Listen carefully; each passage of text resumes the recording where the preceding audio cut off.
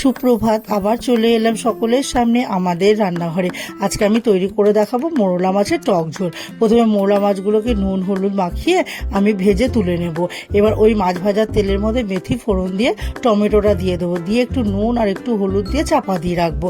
একটু নরম হবে টমেটোটা, কিছুক্ষণ পর ঢাকাটাকে তুলে তারপরে আমি টমেটোটাকে নাড়িয়ে চাড়িয়ে ওর মধ্যে চেরা কাঁচা লঙ্কা আর একটু পরিমাণ মতো নুন, হলুদ, স্বাদ অনুযায়ী একটু চিনি, কাশ্মীরি লঙ্কার গুঁড়ো আর রাঁধুনি আর ধনে বাটা এটাকে দিয়ে ভালো করে মশলাটাকে কষিয়ে যখন দেখবো তেলটা ছেড়ে আসবে, তখন আমি একটু পাকা তেঁতুল ভিজিয়ে রেখেছিলাম জলে, ওই জলটাকে আমি তেঁতুলের জলটা দিয়ে দেবো, দিয়ে একটু অল্প এমনি জল দিয়ে মাছটাকে দিয়ে দেবো।